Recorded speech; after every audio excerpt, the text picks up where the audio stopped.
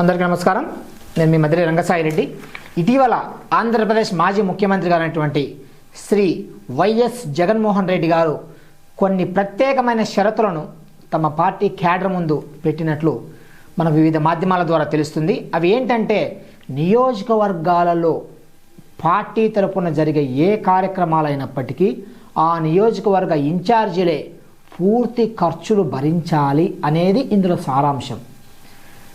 పూర్తి ఖర్చులు మేము భరిస్తాము, మాకు 4 ఏళ్ల తర్వాత ఎన్నికలప్పుడు సీటు ఇవ్వకుండా మాకంటే మంచి అభ్యర్థి ఇంకొక అభ్యర్థి ఉన్నారని జగన్మోహన్ రెడ్డి గారు భావించి వాళ్లకు సీట్ ఇస్తే మా పరిస్థితి ఏంటి, ఇంత ఖర్చు పెట్టి ఇన్ని కోట్లు పెట్టి మా పరిస్థితి ఏంటి అనేది ఒక పెద్ద ప్రశ్నార్థకంగా తయారైంది. ఇప్పటికైతే జగన్మోహన్ రెడ్డి గారు నియోజకవర్గాల్లో మీరు ఖర్చు పెట్టండి, మీకే సీట్లు ఇస్తాం అని అయితే చెబుతున్నట్లు తెలుస్తుంది. అయినప్పటికీ జగన్మోహన్ రెడ్డి గారు ఏ క్షణాన ఏ నిర్ణయం తీసుకుంటారో, ఆయన ఒక సీతయ్యలాగా ఎవరి మాట వినరు, తనకు గెలవడమే ముఖ్యము, ఇక్కడ ఖర్చు పెట్టుకునే వాళ్ళ పరిస్థితి ఎలా ఉన్నా పట్టించుకోడు అని అయితే ఒక వాదన ఉంది. ఎందుకంటే ఈ విధంగా ఖర్చు పెట్టుకుంటూ పోతే గతంలో మేమేమైనా సంపాదించుకున్నామా అంటే సంపాదించుకోలేదని నేను ఎక్కువ మంది అంటుంటారు.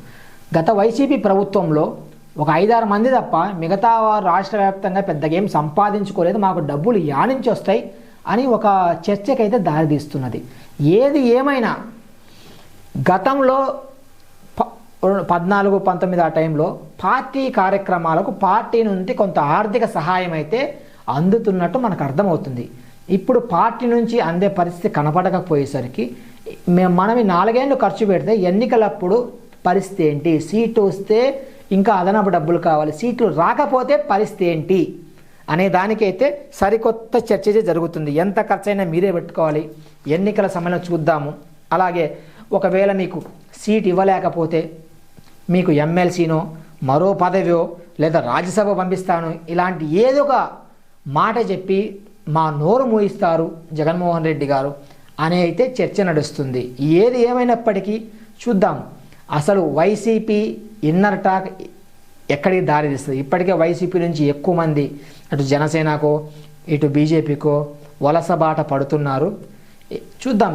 ఏది ఏమైనా వైసీపీ ఈరోజు నిర్మాణాత్మక పాత్ర పోషించాలి. డబ్బు అవన్నీ కూడా అది వాళ్ళ అంతర్గత విషయం కాబట్టి చూద్దాం ఎంతవరకు వైసీపీ నిలదొక్కుంటుంది ఆంధ్రప్రదేశ్ రాజకీయాల్లో అనేది వేచి చూస్తేనే అర్థమయ్యే విషయం. ధన్యవాదాలు.